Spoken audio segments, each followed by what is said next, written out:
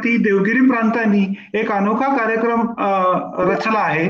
म्हणजे स्वातंत्र्याच्या अमृत महोत्सवी वर्षानिमित्त एक व्याख्यानमाला आयोजित केलेली आहे. तर या व्याख्यानमालेचं आजचं हे 6वं पुष्प आहे. या पुष्पाबद्दल सांगण्याच्या आधी मी थोडक्यात विज्ञान भारतीची आपणास माहिती देतो.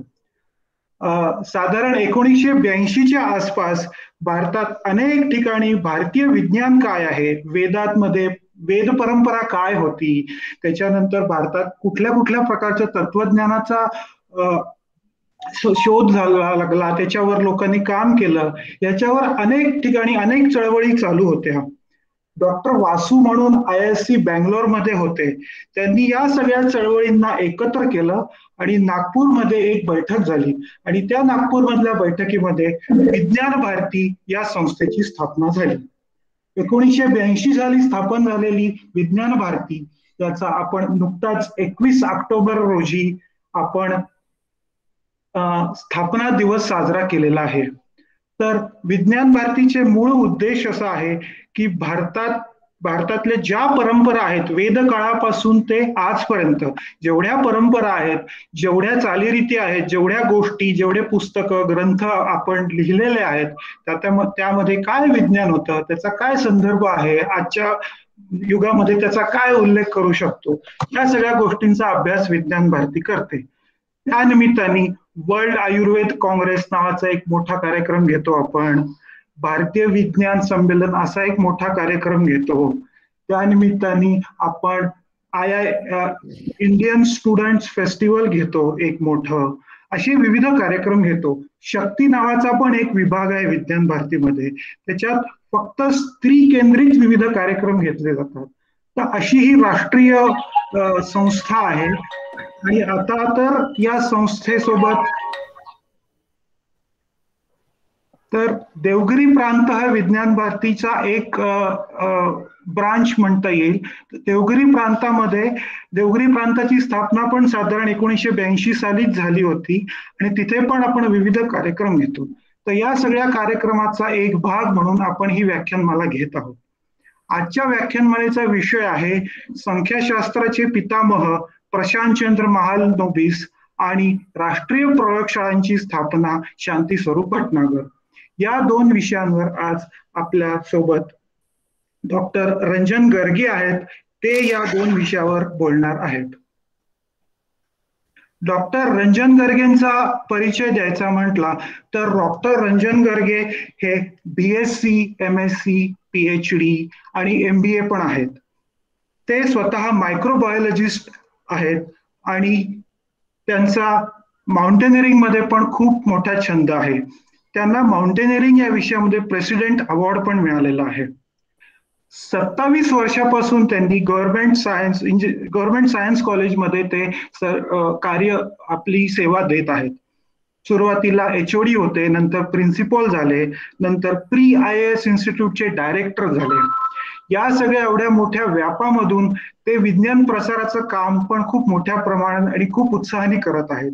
40 वर्षापासून ते विविध नियतकालिक, सायन्स जर्नल्स इथे ते आपले मत आणि लेख लिहित आहेत. सोबतच त्यांनी कणाद ते कलाम, ब्रह्मांड ते बायोटेक या 2 मोठ्या विषयांवर पण पुस्तक लिहित आहेत. त्यांची अनेक पुस्तकं प्रकाशित झालेली आहेत. तर डॉक्टर रंजन गर्गेंना या आपण कार्यक्रमासाठी बोलावलेले आहे. तर डॉक्टर रंजन गर्गेंना मी विनंती करतो की त्यांनी त्यांचा विषय मांडावा. नमस्कार, धन्यवाद पुष्कर. आज आपण ज्या विषयावरती बोलणार आहोत तो आहे संख्याशास्त्राचे पितामह प्रशांतचंद्र महालनोबिस आणि राष्ट्रीय प्रयोगशाळांची स्थापना करण्यामध्ये ज्यांनी पुढाकार घेतला असे शांती स्वरूप भटनागर. भारतामध्ये संख्याशास्त्र हा विषय ज्यांनी खऱ्या अर्थाने रुजवला, त्याची मुहूर्तमेढ केली, अशा महालनोबिस यांच्याबद्दल आपण प्रथम जाणून घेणार आहोत आणि नंतर मग बघणार आहोत की आधुनिक भारताच्या विज्ञान व्यवस्थापनाचे पाईक हे वैज्ञानिक शांती स्वरूप भटनागर यांचं कार्य आपल्याला जाणून घ्यायचं आहे.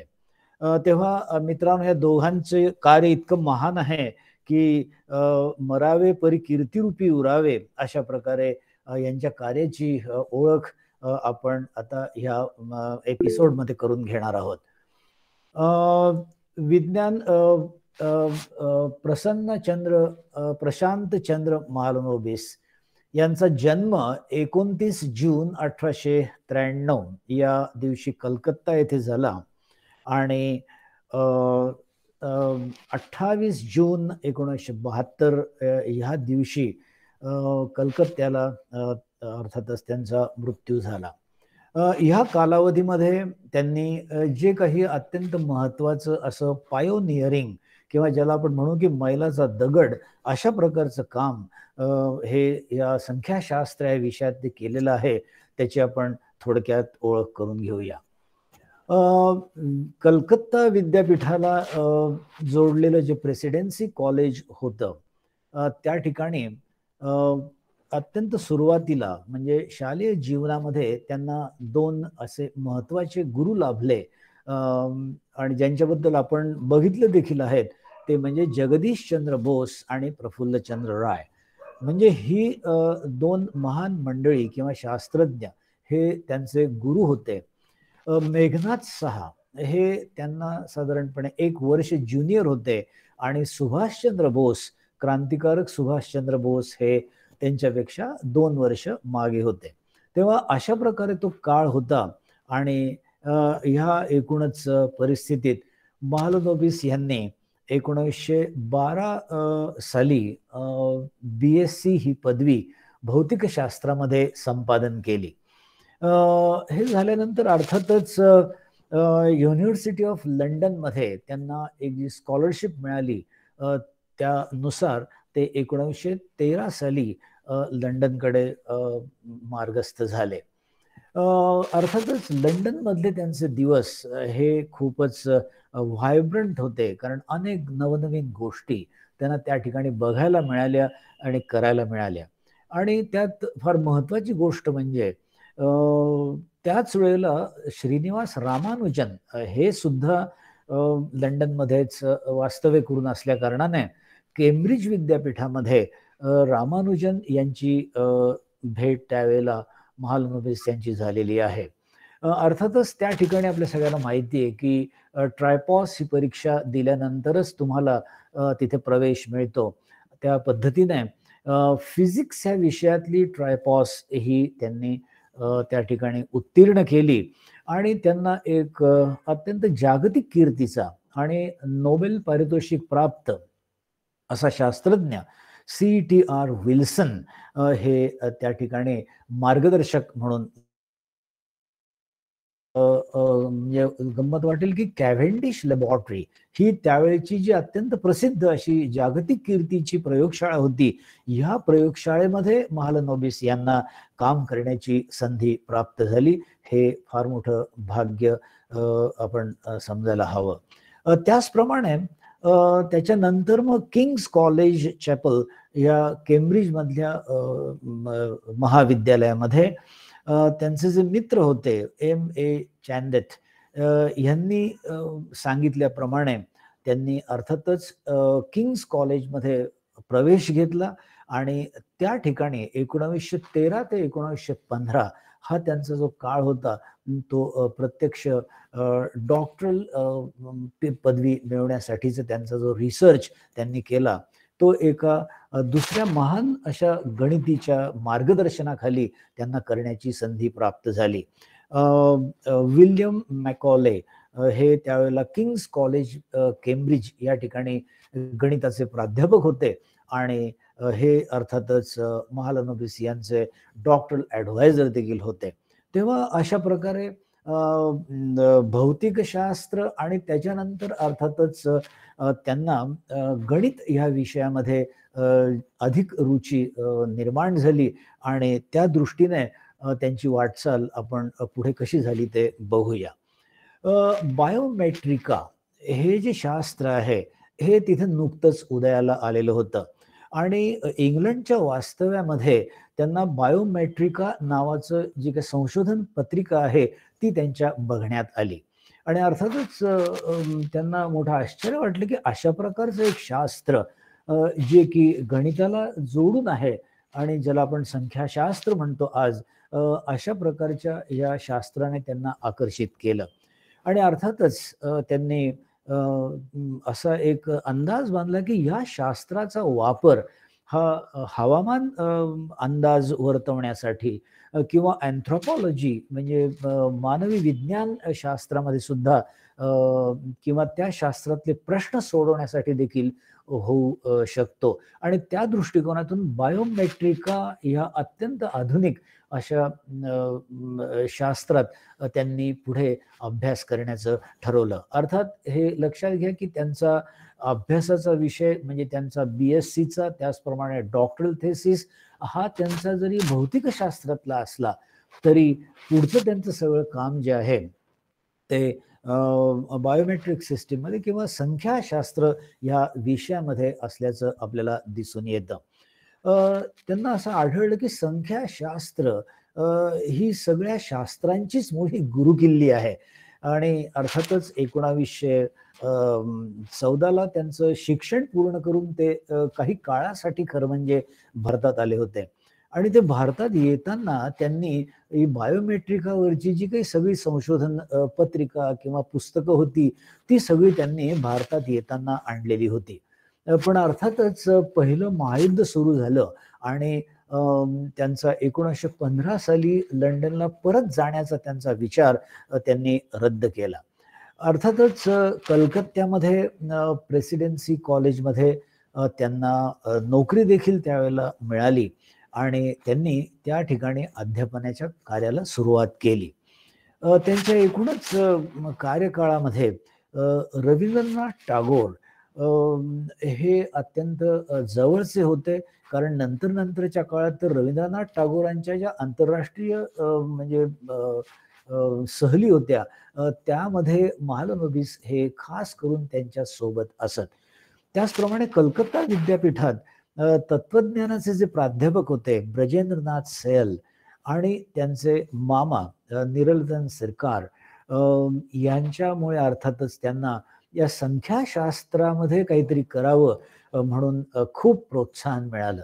आणि अर्थातच त्यांनी त्या पद्धतीने आपल्या पुढच्या प्रवासाला सुरुवात केली. त्यांना एक गोष्ट कळली होती की भविष्याचा वेध घेणारा तो जाणता संशोधक होता आणि त्यांचं असं म्हणणं होतं की भविष्यातले अंदाज हे जर आपल्याला अचूकपणे ठरवायचे असतील तर भूतकाळातल्या जास्तीत जास्त माहितीचं संख्याशास्त्रीय विश्लेषण हे अत्यंत आवश्यक आहे. खरं सांगतो की आज आपण ज्याला म्हणजे डेटा सायन्स म्हणतो ते दुसरं तिसरं काही नसून संख्याशास्त्र म्हणजे त्याची सुरुवात आहे. जेवढा डेटा मोठा, जेवढी माहिती मोठी तेवढं तुम्हाला त्याचं ॲनालिसिस किंवा त्याचं विश्लेषण करता येतं आणि त्यानुसार तुम्हाला भविष्याचा वेध हा चांगल्या पद्धतीने घेता येतो. हे आपल्याला आधुनिक काळामध्ये आता चांगलंच कळालेलं आहे.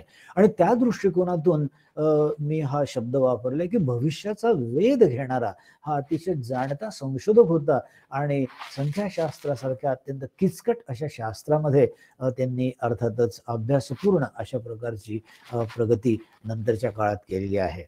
भारतीय संख्याशास्त्रीय संशोधन संस्था ही 1958 साली त्यांनी स्वतः अर्थातच स्थापन केली. 1958 साली त्यांनी स्वतःच राष्ट्रीय नमुना सर्वेक्षण केंद्र सुरू केलं. आणि या ठिकाणी मला त्यांची तुलना CV रमन यांच्याशी करावीशी वाटते. कारण CV रमन यांनी सुद्धा स्वतःची रमन इन्स्टिट्यूट त्यावेळेला अभ्यास केंद्र म्हणून सुरू केली. कारण त्यांना माहिती होतं की आपल्यालाच ह्याच्यामध्ये पुढाकार घ्यावा लागणार आहे. त्याच अगदी धर्तीवरती महालनोबिस यांनी सुद्धा आपल्यालाच ह्याच्यामध्ये पुढाकार घ्यावा लागणार आहे आणि राष्ट्रीय नमुना सर्वेक्षण केंद्र हेच काही भारतात नाहीये. त्या दृष्टिकोनातून त्यांनी ही प्रयोगशाळा सुरू केली. दुसऱ्या पंचवार्षिक योजनेमध्ये त्यांच्या सूचना देखील अंमलात आणल्या गेल्या आणि अर्थात पुढे या विषयाला मग स्वतंत्र अस्तित्वच मुळी प्राप्त झाला. खरं सांगायचं म्हणजे केवळ विषय म्हणून नव्हे तर देशाच्या प्रगतीच्या दृष्टीने सुद्धा संख्याशास्त्रीय विश्लेषण हे नंतर उपयुक्त कसं ठरायला लागलं ह्याचे देखील आपल्याला एक एक त्याला काय म्हणू आपण की अनुभव यायला सुरुवात झाली. दरम्यान कलकत्ता या ठिकाणी इंडियन स्टॅटिस्टिकल रिसर्च इन्स्टिट्यूट म्हणजे भारतीय संख्याशास्त्र संशोधन संस्था ही आत्ताच म्हटल्याप्रमाणे त्यांनी स्थापन केली. आणि विशेष म्हणजे ही संस्था फक्त भारतासाठीच मर्यादित न राहता ही संस्था जगभर पसरली आणि अर्थातच या संस्थेला आंतरराष्ट्रीय मान्यता देखील प्राप्त झाली. कारण संख्याशास्त्रीय विश्लेषण हा प्रकार नुकताच जगभर देखील उदयाला आलेला होता. आपण नेहमी म्हणतो की भारताच्या अनेक क्षेत्रांमध्ये त्याची एकूणच म्हणजे डेटा उपलब्ध नसल्यामुळे, भूतकाळातल्या घडलेल्या घटनांची तिथे आपल्याला माहिती नसल्यामुळे आपल्याला आपला इतिहास हा चांगल्या प्रकारे समजून घेता येत नाही आणि भविष्यात काय करायचं हे देखील आपल्याला योग्य प्रकारे ठरवता येत नाही. आणि मला असं वाटतं की त्या दृष्टिकोनातून भारतीय संख्याशास्त्रीय संशोधन संस्था ही 1958 साली जी निघाली ती अत्यंत महत्वाची ठरते. किती सुंदर ही संस्था या ठिकाणी तुम्हाला दिसते, इंडियन स्टॅटिस्टिकल इन्स्टिट्यूट. खरोखर भारताचा अभिमान किंवा भारताला अभिमान वाटावा अशा प्रकारची ही आंतरराष्ट्रीय संस्था आज कलकत्ता या ठिकाणी उभी आहे. अर्थातच आपल्याला नंतर असं लक्षात आलं की परीक्षा पद्धतीपासून ते हवामानाचा अंदाज घेण्यापर्यंत आपल्याला आता संख्याशास्त्राशिवाय पर्याय उरलेला नाही. परीक्षा पद्धती म्हटलं म्हणजे प्रश्नांची संख्या, प्रश्नपत्रिकांची संख्या, विद्यार्थ्यांची संख्या, शिक्षकांची संख्या, त्यानंतर त्यांचं पर्सेंटेज काढणं, त्यांचं पर्सेंटाईल काढणं, ह्या ज्या सगळ्या विविध गोष्टी आहेत ह्यामध्ये विविध घटकांचा परस्पर संबंध हा अभ्यासला जातो. आणि महलनोबिस यांनी त्याचा मोठ्या कौशल्यपूर्वक पद्धतीने अभ्यास करून आणि परीक्षा पद्धतीमध्येच मुळे अत्यंत महत्वपूर्ण अशा प्रकारचे बदल त्या काळात सुचवले होते.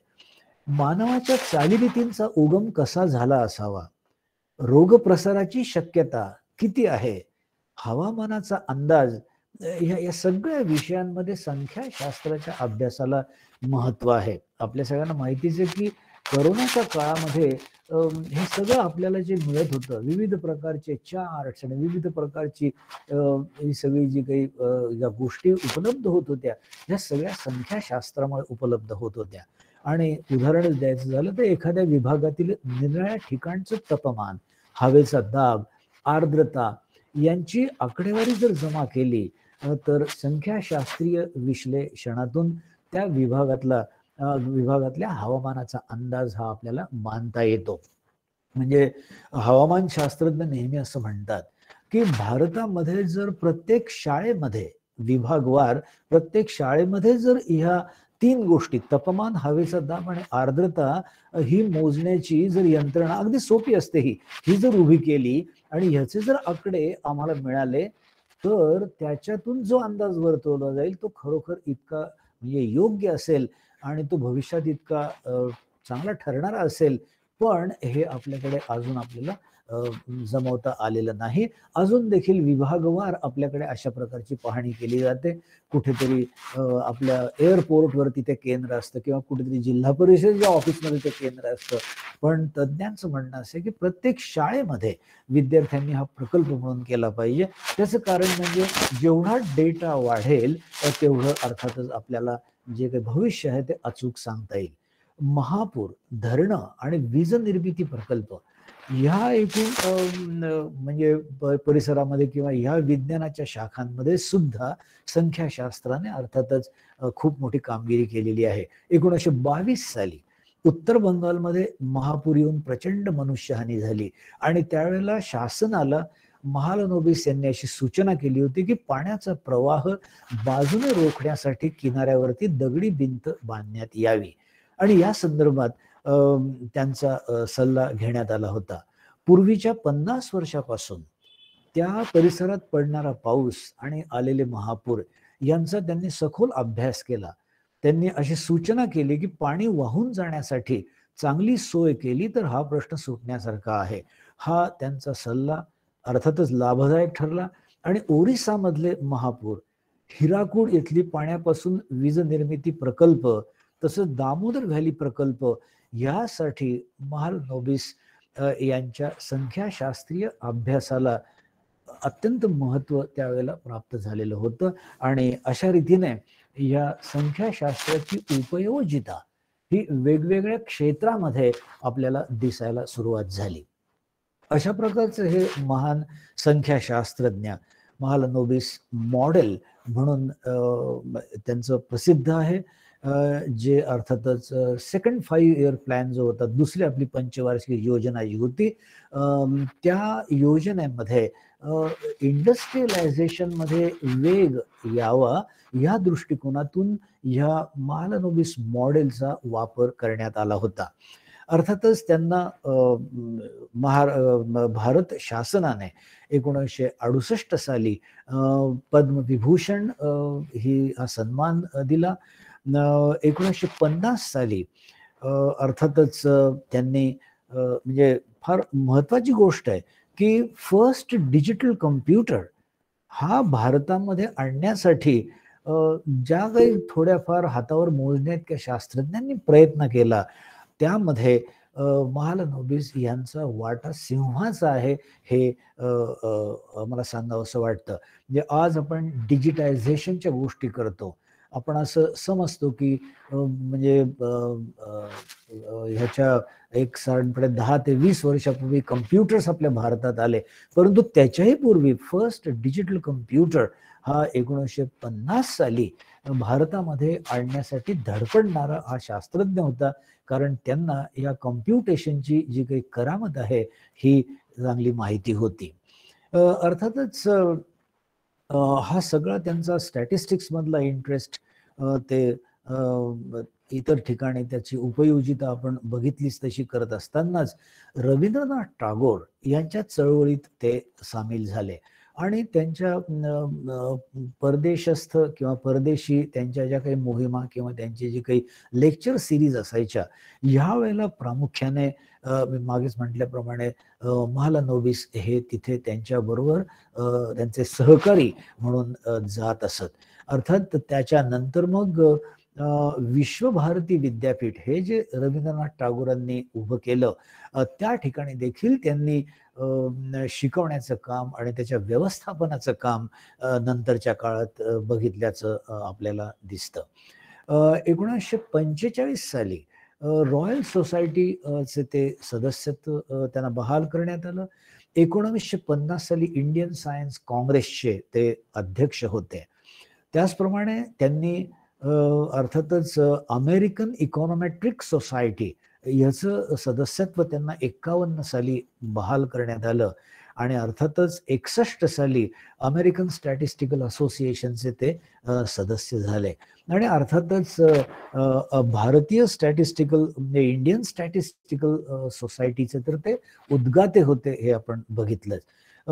1968 साली श्रीनिवास रामानुजन गोल्ड मेडल देऊन त्यांना सन्मानित करण्यात आलेलं आहे. अर्थात मी म्हटल्याप्रमाणे महालनोबिस डिस्टन्स आणि महालनोबिस फेल्डमन महालनोबिस मॉडेल या 2 महत्वाच्या शोधांसाठी प्रशांत चंद्र महालनोबिस हे प्रसिद्ध आहेत, हे अर्थातच महत्वपूर्ण म्हणायला हवं.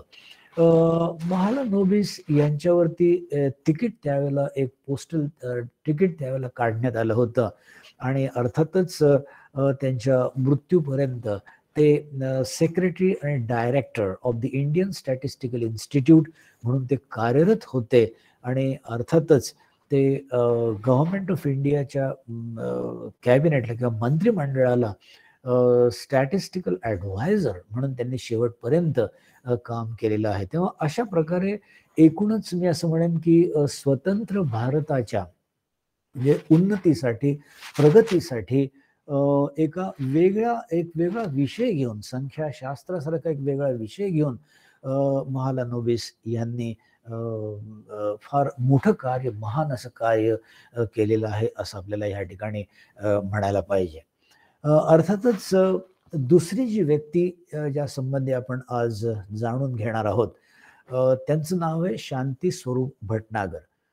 ह्यांचं नाव आपण बऱ्याच वेळेला ऐकतो. त्याचं कारण शांती स्वरूप भटनागर पारितोषिक हे तरुण शास्त्रज्ञांना, वेगळा काहीतरी विषय मांडणाऱ्या अशा शास्त्रज्ञांना दिलं जातं CSIR तर्फे, आणि त्यामुळे हेच ते महान शास्त्रज्ञ.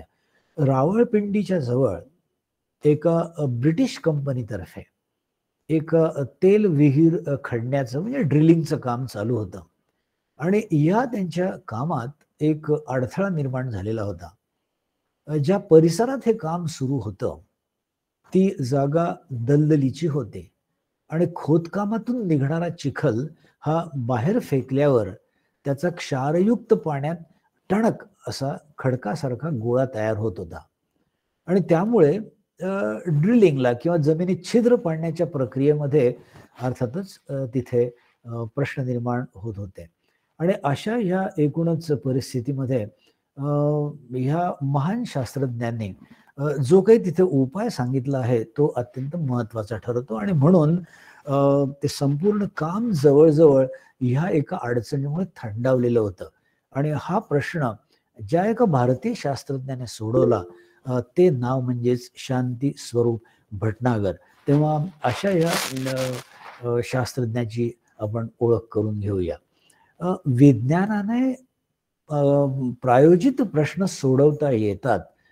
On the field we can sort out the problems through science, हे त्यांनी त्या ठिकाणी दाखवून दिलेलं आहे. आणि त्या काळामध्ये इमल्शन आणि कोलाइड, इमल्शन आणि कोलॉइड हे त्यांचे अर्थातच संशोधनाचे विषय होते.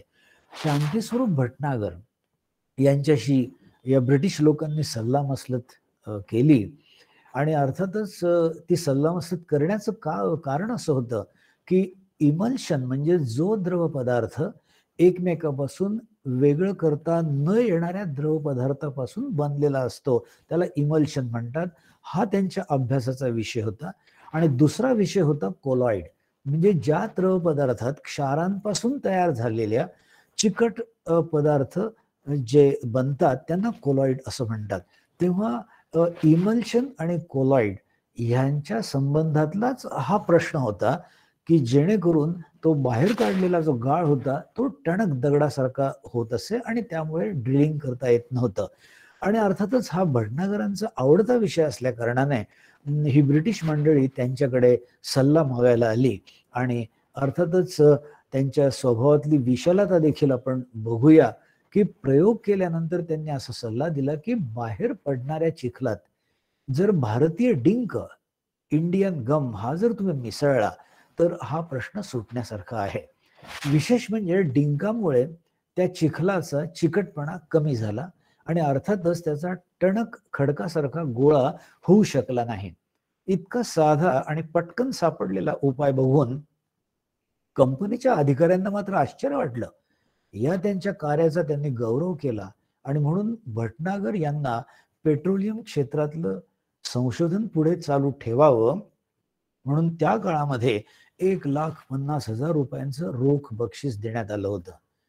पण भटनागर ठरले विशाल स्वभावाचे वैज्ञानिक, भारतीय वैज्ञानिक, आणि म्हणून त्यांनी हे सगळे पैसे स्वतःसाठी न घेता तो पैसा पंजाब विद्यापीठाला द्यावा असं सुचवलं. आणि त्यातूनच अर्थात पेट्रोलियम क्षेत्रामध्ये संशोधन करण्यासाठी नवीन विभाग उदयाला आला. त्यामुळे पेट्रोलियम केमिस्ट्री हा विषयच मुळे नाविन्यपूर्ण असून तो सुरू करण्याचं श्रेय हे भटनागर यांना जातं. अशा या महान शास्त्रज्ञाचा जन्म 21 फेब्रुवारी 1894 रोजी भेरा या ठिकाणी पाकिस्तानमध्ये झाला. मी जे पंजाब विद्यापीठाचा उल्लेख करतोय ते अर्थातच पाकिस्तान मधलं पंजाब विद्यापीठ. आणि अर्थातच 1 जानेवारी 1955 रोजी नवी दिल्ली येथे त्यांचा मृत्यू झाला. अर्थातच त्यांना म्हणजे संशोधन प्रयोगशाळांचा उद्गाता असं म्हणतात. कारण मी आत्ताच जे म्हटलं की आधुनिक भारताच्या विज्ञान व्यवस्थापनाचे ते पाईक होते. विज्ञान तर त्यांनी केलंच, पण त्यांची अशी धारणा होती की ह्या एकूणच संशोधनाला जोपर्यंत दिशा मिळणार नाही, त्याचं जोपर्यंत चांगल्या पद्धतीने व्यवस्थापन होणार नाही, तोपर्यंत तुम्हाला त्याच्यातून चांगल्या प्रकारचे आउटकम, चांगल्या प्रकारची अशी निर्मिती त्याच्यातून होऊ शकणार नाही. आणि म्हणून त्यांनी जी काही पहिली संस्था म्हणजे CSIR जी आहे, council of scientific and industrial research, ह्याचे ते पहिले डायरेक्टर जनरल होते. आणि अर्थातच विशेषत्वाने सांगायचं म्हणजे युनिव्हर्सिटी ग्रँट्स कमिशनचे ते पहिले चेअरमन होते. आणि अशा रीतीने एकूणच भारताच्या शिक्षण प्रणालीची दिशा कशी असावी आणि एकूणच भारतातल्या संशोधनाची दिशा कशी असावी, ह्या संबंधातलं व्यवस्थापकीय कौशल्य हे भटनागरांमध्ये इतकं चांगलं होतं की त्यांच्या ह्या मार्गदर्शनातून पुढे आपल्या ह्या म्हणजे स्वतंत्र भारताच्या विज्ञान आणि शिक्षण क्षेत्राची निर्मिती झालेली आहे, हे आपण कृपा करून जाणून घ्या. त्यांनी अनेक एकस्व अधिकार मिळवले. एकस्व अधिकार म्हणजे पेटंट्स. आता मेणाचा वास कमी कसा करता येईल या संबंधीचं पेटंट त्यांनी घेतलं. रॉकेलचं शुद्धीकरण करून कार्बन रहित निळी ज्योत कशी मिळवता येईल याचं देखील पेटंट त्यांनी घेतलेलं आहे. तेल कारखान्यात टिकाऊ पेट्रोलियम कसं वापरता येईल ह्या संबंधाचंही पेटंट त्यांनी घेतलेलं आहे. तेव्हा अशा प्रकारे पेट्रोलियम केमिस्ट्रीच्या क्षेत्रामध्ये विविध प्रश्नांना उत्तर शोधण्याचं आणि ते देखील संशोधनाच्या माध्यमातून त्यांनी ते काम केलेलं आहे. म्हणजे आपण 2000 नंतर म्हणायला लागलो की फक्त संशोधन करू नका तर एकस्व अधिकार प्राप्त करा.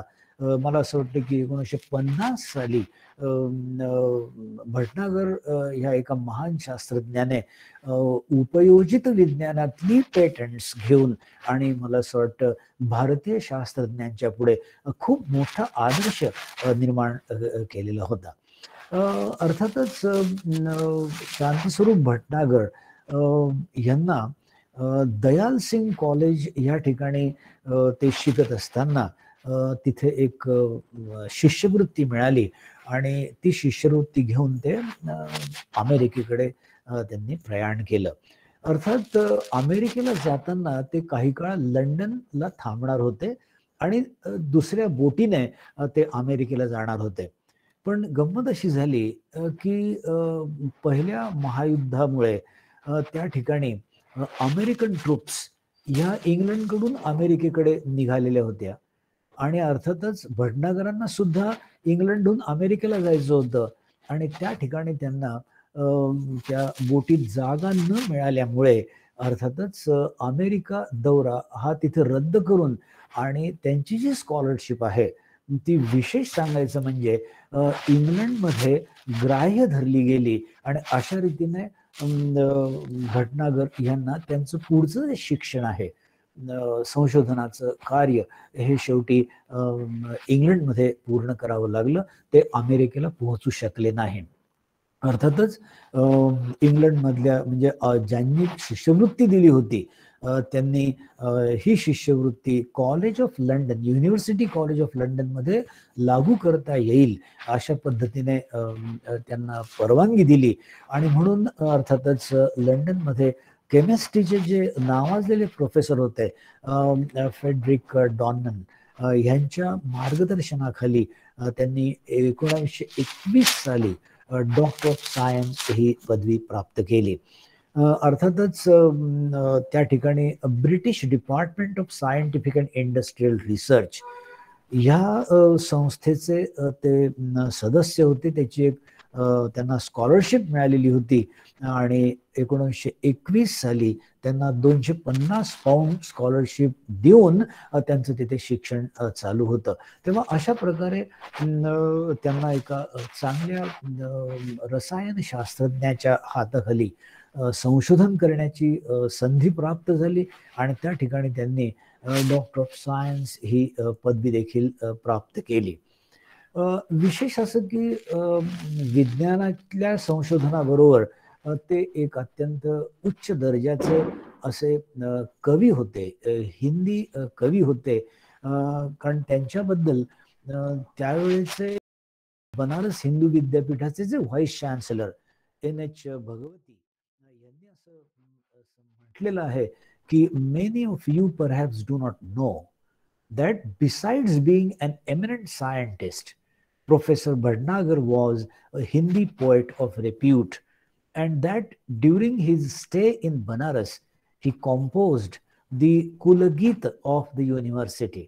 म्हणजे बनारस हिंदू विद्यापीठाचं गीतच मुळी भटनागरांनी त्यावेळेला लिहिलं होतं असं तिथले चीफ जस्टिस त्यावेळेचे आणि BHUचे व्हाईस चान्सलर भगवती यांनी म्हटलेलं आहे. तेव्हा अशा प्रकारचा एक कवी मनाचा शास्त्रज्ञ फार वेगळा हा योग आहे की एक शास्त्रज्ञ हा कवी देखील असू शकतो. तेव्हा कवी मनाचा शास्त्रज्ञ म्हणजे शांती स्वरूप भटनागर असं आपल्याला म्हणायला हवं. काय होतं त्यांचं साधारणपणे संशोधनाचा विषय तर मॅग्नेटोकेमिस्ट्री हे त्यांच्या संशोधनाचं हा प्रमुख गाभा होता. आणि अर्थातच केमिकल रिॲक्शन्स मध्ये मॅग्नेटिझमचा काय नेमका योगदान आहे किंवा कुठे कुठे तसं वापरलं जातं ह्या संबंधीचं त्यांचं संशोधन होतं. 1928 साली ते आणि KN माथुर ह्या दोघांनी मिळून एक अत्यंत संवेदनशील अशा प्रकारचं वेईंग मशीन किंवा बॅलन्स आपण ज्याला म्हणतो तो तयार केला होता, ज्याला Bhatnagar Mathur magnetic interface balance असं म्हणतात. आणि अर्थातच हे त्यावेळेचं अत्यंत संवेदनशील अशा प्रकारचं यंत्र म्हणून मानलं जात होतं. अर्थातच विशेष सांगायचं म्हणजे रॉयल सोसायटीने 1931 साली एका विशेष प्रदर्शनामध्ये ज्याला आपण म्हणतो की रॉयल सोसायटी सॉयरी याचा अर्थ soiree is the invitation only event for guests to enjoy a private viewing of a royal society summer science exhibition. तेव्हा रॉयल सोसायटीच्या खास अशा आमंत्रित केलेल्या विशेष इव्हेंट्समध्ये त्यांचं हे जे यंत्र आहे हे तिथे ठेवण्यात आलं होतं. आणि अर्थातच विशेष म्हणजे हे यंत्र काही नुसतंच तयार केलेलं नव्हतं तर त्याचं मार्केटिंग देखील म्हणजे त्याची उपयोजिता ही देखील एका विशिष्ट कंपनीला देण्यात आलेली होती. That is the Messrs Adam Hilger and company London. ह्या कंपनीने त्याचं मार्केटिंग देखील केलेलं होतं.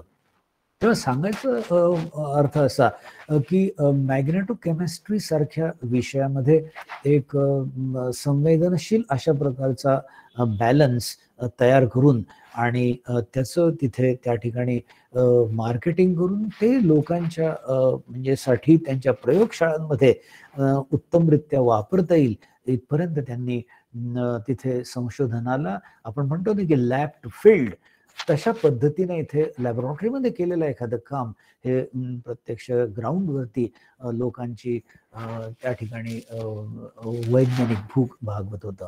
तेव्हा अशा प्रकारे ह्या संशोधनानंतर त्यांनी 2 महत्वाच्या गोष्टी केल्या भारतामध्ये. CSIR हे काही एकदम उदयाला आलेलं नाही आहे. ह्याच्यापूर्वी त्यांनी BSIR नावाची संस्था ही रामस्वामी मुदलियार हे अर्थातच आणि शांती स्वरूप भटनागर ह्या दोघांनी board of scientific and industrial research नावाची BSIR नावाची संस्था 1 एप्रिल 1940 रोजी सुरू केली. ती 2 वर्षच फक्त राहिली. हा प्रयत्न कशासाठी होता तर इंडस्ट्रियल अँड सायंटिफिक रिसर्च यांचं एकत्रीकरण इथे करायचं होतं. तेव्हा शांती स्वरूप भटनागर हे अर्थातच याच्यामध्ये त्यांनी पुढाकार घेतलेला होता आणि ते BSIRचे पहिले डायरेक्टर होते आणि मुदलियार हे त्याचे अर्थातच पहिले अध्यक्ष होते.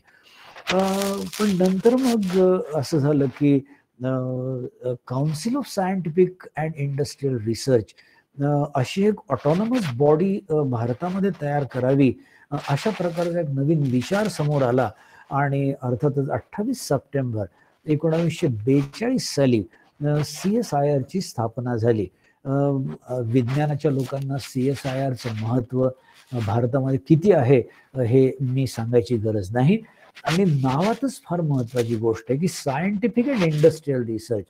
विज्ञान हे प्रयोगशाळांमध्ये न राहता ते उद्योगांमध्ये गेलं पाहिजे आणि आपले उद्योग हे विज्ञानाभिमुख व्हायला हवेत.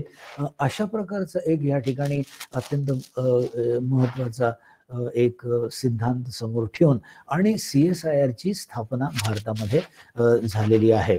अर्थातच मग अशा प्रकारच्या प्रयोगशाळा निर्माण करण्याचं काम आणि तशा प्रकारचं प्रपोजल, तशा प्रकारचा प्रस्ताव हा 1943 साली म्हणजे 42 साली CSIRची स्थापना झाली आणि 43 साली शांतीस्वरूप भटनागर यांनी गव्हर्नमेंट ऑफ इंडियाकडून 12 राष्ट्रीय प्रयोगशाळा ह्या कशा असतील आणि त्याची संपूर्णच म्हणजे त्याचा संपूर्ण प्रकल्प हा शासनाला सादर केला. आणि अर्थातच त्यातल्या ह्या ज्या 6 संस्था मी इथे दिलेल्या आहेत त्या फार महत्वपूर्ण आहे. Central food processing technology institute Mysore, ज्याला आपण CFTRI असं म्हणतो. त्याच्यानंतर नॅशनल केमिकल लॅबोरेटरी पुणे, त्याच्यानंतर national physical laboratory new Delhi, national metallurgical laboratory Jamshedpur, त्यानंतर central fuel institute Dhanbad, glass and ceramics research institute आणि अशा रीतीने इतर अशा 12 इन्स्टिट्यूट्स किंवा 12 संशोधन प्रयोगशाळांची निर्मिती, त्याची पायाभरणी ही प्रामुख्याने शांतीस्वरूप भटनागर यांच्या अधिपत्याखाली, यांच्या निदर्शनाच्या खाली अशी ही अर्थातच करून घेतलेली आहे. आणि मी असं समजतो की स्वातंत्र्यपूर्व काळामध्ये जे काही घडलं त्याची फळं प्रत्यक्षात स्वातंत्र्योत्तर काळात आपल्याला ह्या प्रयोगशाळांच्या माध्यमातून ही फळं चाखायला मिळालेली आहेत. अर्थातच ब्रिटिश गव्हर्नमेंटने त्यांना 1941 साली नाईट हा मोठा सन्मान दिला. त्यानंतर fellow of institute of physics 1942 साली त्यांना तो देखील सन्मान प्राप्त झाला. त्याचप्रमाणे 1942 साली रॉयल इन्स्टिट्यूट ऑफ केमिस्ट्री ह्याची फेलोशिप त्यांना प्रदान करण्यात आली. त्यानंतर society of chemical industry London ह्या ठिकाणी 1943 साली त्यांना त्याचं सदस्यत्व बहाल करण्यात आलं आणि नंतर त्याचे ते उपाध्यक्ष देखील होते. शांतीस्वरूप भटनागर यांची रॉयल सोसायटीच्या सदस्यत्वावरती 1943 साली नेमणूक करण्यात आली आणि अर्थातच त्यांना 1954 साली पद्मभूषण हा पुरस्कार प्रदान करण्यात आला. मी आधीच म्हटल्याप्रमाणे शांतीस्वरूप भटनागर पारितोषिक फॉर सायन्स अँड टेक्नॉलॉजी, विज्ञान आणि तंत्रज्ञान क्षेत्रातलं अतिशय महत्वपूर्ण अशा प्रकारचं हे पारितोषिक भारतात समजलं जातं आणि ते एक वेगळ्या प्रकारच्या संशोधन करणाऱ्या अशा तरुण शास्त्रज्ञाला दिलं जातं. तेव्हा अशा प्रकारे भारताला एक असं म्हणू की जसा एखादा साप कात टाकतो आणि त्याची कातडी ही तुकतुकीत होते, त्या पद्धतीने मला असं वाटतं की शांतीस्वरूप भटनागर काय किंवा महालानोबिस काय यांच्या कार्यानंतर भारताने विज्ञानाच्या क्षेत्रात कात टाकली आणि अर्थातच एका नव्या उमेदीने भारतामध्ये विज्ञानाकडे बघण्याचा दृष्टिकोन बदलला असं आपल्याला म्हणायला हरकत नाही. तेव्हा अशा या 2 शास्त्रज्ञांना आपण सलाम करूया. आज आपण ह्या दोन्ही शास्त्रज्ञांची माहिती अत्यंत शांतपणे ऐकून घेतली, त्याबद्दल मी आपला अत्यंत आभारी आहे. धन्यवाद. धन्यवाद.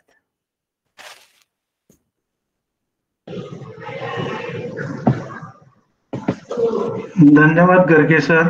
धन्यवाद. Yes, thank you. मला वाटतं आपण प्रश्नोत्तरासाठी आज दिवाळीच्या पूर्वसंध्येमुळे संख्या थोडा रोडावलेली असं दिसतंय. बोला बोला आगरकर सर, बोला. उत्तम व्याख्यान झालं. थँक्यू थँक्यू उत्तम व्याख्यान झालं. धन्यवाद. Thank you thank you.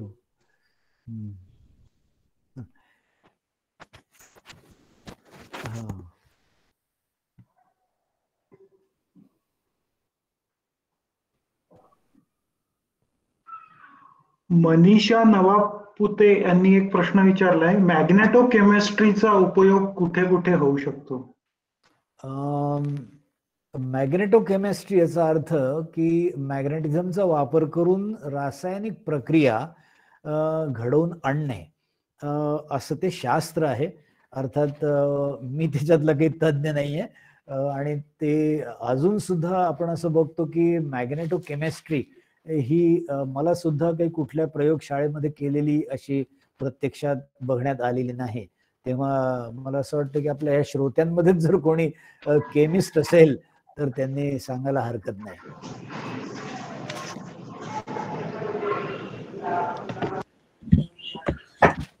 सर बोलू शकतोय? हा बोला बोला. काही डाईज विशेषतः निळा रंग हा जेव्हा आपण काही ठराविक सोल्युशन मध्ये ठराविक टेम्परेचरला त्याचे जे उपकरण जे असतात त्याचं भांड किंवा आतमध्ये इम्पेलर वगैरे ते मॅग्नेटिक असतील तर हे निळी डाय डिग्रेड होते. अच्छा. हा तो फार मोठा एक आहे. म्हणून ते लोक काय करतात ते पदार्थ भांडे प्रोपेलर इन्स्ट्रुमेंट जे असतात ते शक्यतो 316L चे वापरतात ते जे नॉन मॅग्नेटिक होऊ शकत नाही. आता काही सिरीज असतात 421 वगैरे SS 421 तर त्या काय असतात त्या व्हायब्रेशननी तुम्ही आपण सारखं व्हायब्रेशन होत राहील त्याला तर कालांतराने 1 महिना 2 महिना 4 महिने त्याच्यावर मॅग्नेटिझम येतं आणि त्याच्यामुळे मग ह्या डिग्रेड होतात. हा त्याच्यातला एक अनुभव आहे माझा. Okay okay. म्हणजे मॅग्नेटिझमने एखादा विशिष्ट पदार्थ डिग्रेड करणं. हो. आणि not by the chemical reaction. नाही. मॅग्नेटिझम नसेल तर होत नाही डिग्रेड. मॅग्नेटिझम असेल तर होतं. Okay okay good. तेव्हा कोणी प्रश्न विचारला होता त्यांना उत्तर मिळालं का? नाही तर आपण त्यांनी सर एक मिनिट एक थोडस बोलू. हा बोला. सर ऍक्च्युली काय असतं की जे सबस्टन्सेस आहे एलिमेंट्स आहे तर त्याच्यामध्ये जर इलेक्ट्रॉन्स जे असतात म्हणजे न्यूक्लियस आणि त्याच्या सराउंडिंग इलेक्ट्रॉन्स जे फिरत असतात तर जर सगळे इलेक्ट्रॉन्स तो सबस्टन्स जो आहे तो नॉन मॅग्नेटिक त्याला केमिस्ट्रीमध्ये आम्ही डायमॅग्नेटिक म्हणतो. आणि काही सबस्टन्सेस जे असतात तर त्याच्यामध्ये एखादा अनपेअर्ड इलेक्ट्रॉन असतो.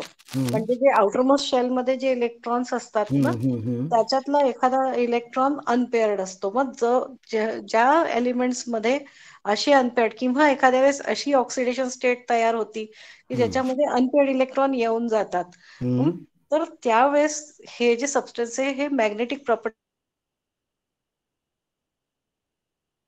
these substances or these structures are known as paramagnetic. अच्छा. Paramagnetic chemicals. त्याला आपण पॅरामॅग्नेटिक म्हणत असतो. आणि सरांनी आता जे सांगितलं त्याच्यात फक्त मी थोडस ऍड केलं. पण असे कुठले काही सबस्टन्सेस आहेत का त्याची काही यादी सांगता येईल? हो सर. ऍक्च्युली सर जे आयरन वगैरे आहे म्हणजे ह्याच्यामध्ये आपल्याला हे बघायला मिळू शकतं. आणि जर आपण ह्याला मॅग्नेटिक फील्ड मध्ये if you place this in magnetic field जेव्हा आपण याला मॅग्नेटिक फील्ड मध्ये ठेवतो तर हे डिफ्लेक्शन शो करतात. अच्छा. ओके. म्हणजे आणि हे जे इलेक्ट्रॉन्स आहेत बऱ्याचदा काय असतं की ते नॅचरली पेअर्ड किंवा अनपेअर्ड असतात. आणि बऱ्याचदा आपण त्याला काही प्रोसेस किंवा काही त्याच्यावरती कंडिशन्स मेंटेन करून त्याला आपण इलेक्ट्रॉन्सला पेअर्ड किंवा अनपेअर्ड करू शकतो. अच्छा. म्हणजे आपण इंड्युस्ड करू शकतो त्याच्यामध्ये. म्हणजे मी ऍक्च्युली हे इनऑर्गॅनिक केमिस्ट्री मध्ये इनऑर्गॅनिक केमिस्ट्री बरोबर आहे. हे सगळं जे आहे ते इनऑर्गॅनिक केमिस्ट्रीमध्ये, कारण मॅग्नेटिझम जो आहे तर आपण मॅग्नेट म्हटलं तर लगेच आपण लोखंड वगैरे असं आयरन करतो, आणि तो जो आहे तो पूर्ण इनऑर्गॅनिकचा भाग आहे. आणि म्हणजे मला त्याच्याबद्दल खूप असं विशेष माहिती नाही, कारण मी ऑर्गॅनिकची आहे.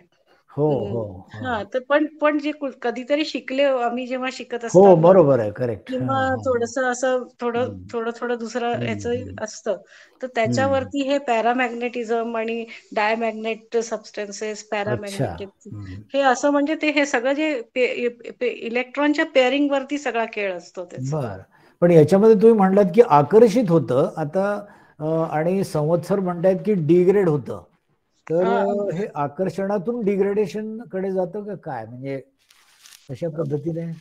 ऍक्च्युली हे जे आहे, जेव्हा पण एक काय असतं, हा इलेक्ट्रॉन जेव्हा स्पिन होत असतो, अच्छा, इलेक्ट्रॉन जे आहे ते रिव्हॉल्व्ह होतो, रोटेट पण होत असतो ऍटम मध्ये. तर जेव्हा ही एखादी चार्ज बॉडी आहे, इलेक्ट्रॉन निगेटिव्ह चार्ज आहे त्याच्यात, आणि जेव्हा पण एखादी चार्ज बॉडी जेव्हा मुवमेंट मध्ये असते, तर it will induce magnetic field. आणि जर हे इलेक्ट्रॉन पेअर्ड असतील तर हे दोघं इलेक्ट्रॉन्स मॅग्नेटिझम जनरेट करतात. आणि पण ह्यांचे जे जनरेटेड मॅग्नेटिक फील्ड्स आहे ते एकमेकाला कॅन्सल करतात. जर ते पेअर्ड असले तर, आणि जर तो अनपेअर्ड असला तर मग त्याला तो कॅन्सल करत नाही, म्हणून मग तो आपला मॅग्नेटिझम वाला इफेक्ट दाखवत असतो. म्हणजे मला फारसं त्याच्यामध्ये खूप म्हणजे मी त्याच्यात एक्सपर्ट किंवा हे नाही, मला जेवढं थोडं माहिती आहे. पण केमिस्ट आहात तुम्ही, त्यामुळे तुम्हाला नक्की माहिती आहे, थोडं माहिती ना. ऍक्च्युली मी ऑर्गॅनिक, आणि माझं फुल्ली ऑर्गॅनिक टेस्ट आहे, आता 30 वर्षापासून ऑर्गॅनिकच आहे सगळं. त्याच्यामुळे हे काही माझं शिकत असतानाच थोडस जे रिकॉल आपण केलं त्याच्यात हे येतं फक्त. थँक्यू. त्यामुळे तुम्ही थोडस थिओरिटिकल आणि संवत्सरांनी प्रॅक्टिकल अशा पद्धतीने या विषयाचं उत्तर अतिशय चांगलं दिलेलं आहे. आता हा जो मॅग्नेटिझम आहे किंवा जनरेटेड मॅग्नेटिक फील्ड आहे, ह्याचा आपण अनेक ठिकाणी उपयोग करू शकतो ना. तर त्याच्यामध्ये हे डिग्रेडेशन करतोय कसलं, हे त्याच्यामध्ये येत आहे. येस. तर म्हणजे हे असं आहे कदाचित.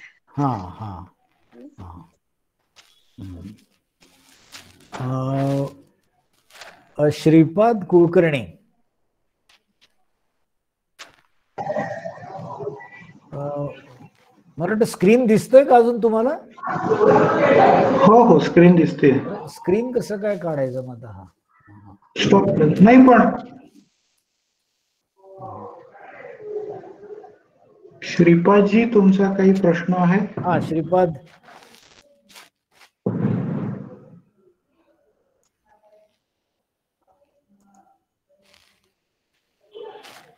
बहुतेक आपला 1 तास होत आलेला आहे. येस, छान, गुड.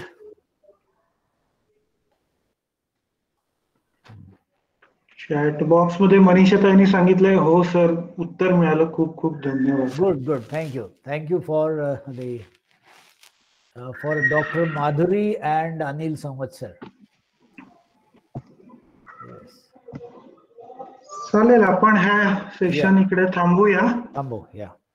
सगळ्यांनी शांती मंत्र म्हणून कार्यक्रमाची सांगता करूया. ओम सहनावतु सहनौ भुनक्तु सह वीर्यं करवावहै तेजस्विनावधीतमस्तु मा विद्विषावहै. ओम शांति.